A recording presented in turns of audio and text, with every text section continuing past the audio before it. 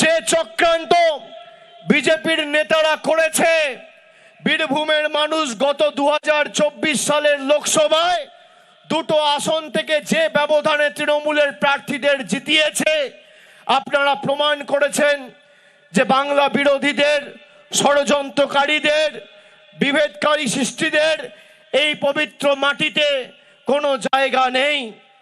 আমি ধন্যবাদ দিই বীরভূমের মানুষকে, যারা বারে বারে মমতা বন্দ্যোপাধ্যায়ের উপর অগাধ আস্থা, ভালোবাসা, আশীর্বাদ, দোয়ার হাত রেখেছেন। আমি আপনাদের কথা দিচ্ছি যে আগামী দিন নির্বাচনে তৃণমূল কংগ্রেসের একজন সৈনিক হিসেবে এটুকু আপনারা বিশ্বাস ভরসা রাখবেন, খালি বীরভূমের দায়িত্বটা আজকে যারা মাঠে আছেন তারা সবাই নিজের কাঁধে নিন। আমি বলেছি যতই এসআইআর করুক আর যতই ষড়যন্ত্র করুক, তৃণমূল কংগ্রেসের আগামী দিন মানুষের দোয়া, আশীর্বাদ, ভালোবাসা নিয়ে ভোটের সংখ্যা বাড়বে, আসনের সংখ্যা বাড়বে, ভোটের শতাংশ বাড়বে। 214 পার করে তৃণমূল কংগ্রেস আরো শক্তিশালী হবে। আমরা ঘাস ফুলের দল, যত আপনারা আঘাত করেছেন, যত আপনারা তাতিয়েছেন, যত আপনারা প্রহার করেছেন, তৃণমূল কংগ্রেস তত শক্তিশালী হয়েছে। তারা ভেবেছিল তৃণমূল কংগ্রেসকে ধমকে চমকে চোখ রাঙিয়ে তৃণমূল কংগ্রেস সরকারের, মামাটি মানুষ সরকারের গরিব মানুষের টাকা আটকে দিয়ে মানুষকে শিক্ষা দেবে। আমি মায়েদের উদ্দেশ্যে বলতে চাই, যারা এখানে আছেন শুনে রাখুন, গত 4 বছর 5 বছর ধরে আমাদের সরকার যে লক্ষ্মীর ভান্ডার দিচ্ছে, 1 বছরে মমতা ব্যানার্জির সরকার 28,000 কোটি টাকা খরচা করে প্রত্যেক মায়েদের, প্রায় বাংলার 2,32,00,000 মহিলাদের, মায়েদের, বোনেদের সরাসরি ডাইরেক্ট ব্যাংক ট্রান্সফার করে লক্ষ্মীর ভান্ডার দিচ্ছে।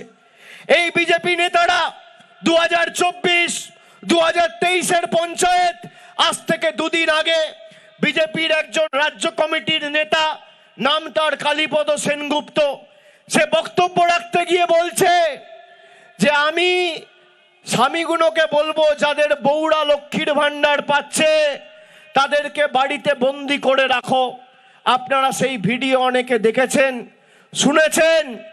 আমি আপনাদের বলি, যতদিন মমতা ব্যানার্জি আছে এরা আপনার লক্ষ্মীর ভান্ডারের দিকে চোখ তুলে দেখার বা আঙ্গুল তুলে কথা বলার ক্ষমতা পর্যন্ত রাখবে না। মমতা বন্দ্যোপাধ্যায়ের সরকার যতদিন থাকবে, আপনি যেভাবে মাসের প্রথমে লক্ষ্মীর ভান্ডার পাচ্ছেন সারা জীবন পাবেন। বিজেপির যত বড় শক্তি, যত বড় নেতা চেষ্টা করুক আটকাবার, আটকাতে পারবে না।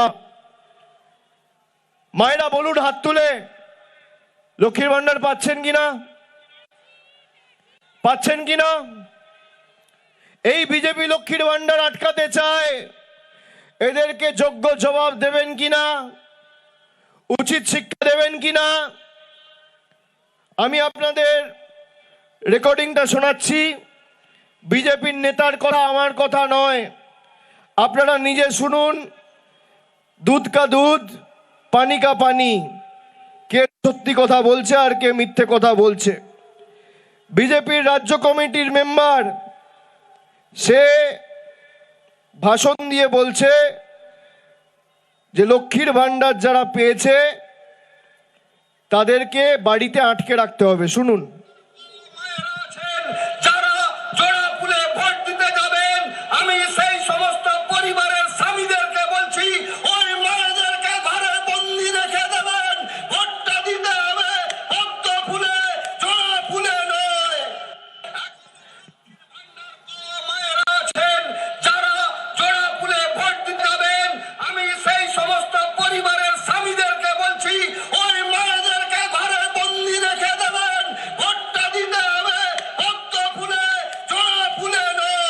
শুনলেন?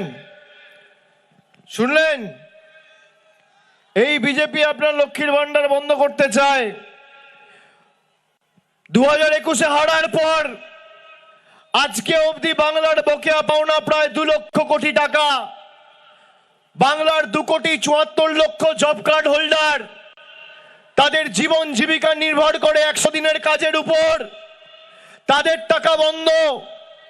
গরিব মানুষের আবাসের বাড়ির টাকা বন্ধ, সর্বশিক্ষা মিশনের টাকা বন্ধ, জল জীবন মিশনের টাকা বন্ধ, গ্রাম সড়ক যোজনার টাকা বন্ধ। আগামী নির্বাচনে বিজেপির রাজনৈতিক ভবিষ্যৎ বন্ধ করে এদেরকে ঝেঁটিয়ে যে কটা ছাইপাস পড়ে আছে বিদায় দিতে হবে।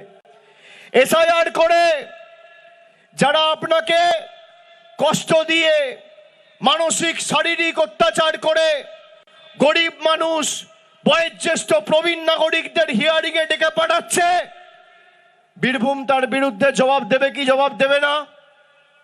দেবে কি দেবে না? এসআইআরে আমি আস্তে আস্তে শুনছিলাম, হায় রে পোড়া কপাল, অমর্ত্য সেনকে হিয়ারিং এর নোটিশ পাঠিয়েছে। অমর্ত্য সেন ভারতবর্ষের জন্য নোবেল পুরস্কার জিতে এনেছে, দেশের নাম যে বিশ্বসভায় বিশ্ববন্দিত করেছে, যাকে দেখে, যার মাধ্যমে দেশকে লোক চেনে জানে, যার হাত ধরে দেশ সমৃদ্ধ হয়েছে, সেই অমর্ত্য সেনকে এসআইআর এর নোটিশ পাঠিয়েছে। কালকে দেখছি বাংলা সিনেমার উজ্জ্বলতম নক্ষত্র অভিনেতা দেব, তাকে হিয়ারিং নোটিশ পাঠিয়েছে।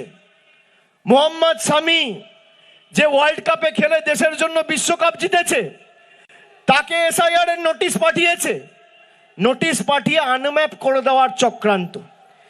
যারা বাংলার মানুষকে আনম্যাপ করতে চায়, আগামী দিন সেই বিজেপির ছাইপাসগুলোকে বাংলা থেকে আনম্যাপ করে চিরতরে ঝেঁটিয়ে বিদায় দিতে হবে। এই লড়াই সেই লড়াই।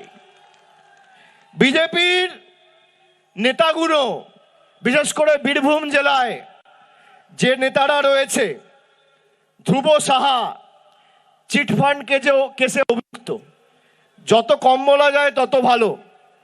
সুনীল সোরেন এসটি সেলের সভাপতি ছিলেন, তিনি একজন মহিলাকে বিয়ের মিথ্যে প্রতিশ্রুতি দিয়ে বছরের পর বছর ধর্ষণ করে জেলে বন্দী ছিলেন। আগের জেলা সভাপতি সন্ন্যাসী নাম চক্রবর্তী, সন্ন্যাসী চরণ মণ্ডল, তার বিরুদ্ধে আর্থিক তছরূপের অভিযোগ বিজেপি কর্মীরা তুলেছে। রাজ্য কমিটির মেম্বার জগন্নাথ চট্টোপাধ্যায়, তার বিরুদ্ধে বিজেপি কর্মীরা লিখিতভাবে বিজেপির সর্বভারতীয় সভাপতিকে বলছে সিউড়িতে প্রচুর সম্পত্তি করেছে, কলকাতায় রাজারহাট নিউ টাউনে ফ্ল্যাট কিনেছে। আমি বলছি না, বিজেপির কর্মীরা বলছে। যে ভারতবর্ষের প্রধানমন্ত্রী, স্বরাষ্ট্রমন্ত্রী আমাদেরকে বাংলাদেশি বলে আখ্যায়িত করে বাংলার 10 কোটি মানুষের উপর অত্যাচার চালিয়ে গেছে গত 6 বছর ধরে, 2021 থেকে, সেই বিজেপির স্বরাষ্ট্রমন্ত্রী, তাদের নিযুক্ত করা রাজ্যপাল, দেশের রাষ্ট্রপতি, দেশের প্রধানমন্ত্রীকে সেই বিজেপি রাজ্যসভার সাংসদ বলছে বাংলাদেশি। আমি বলছি না।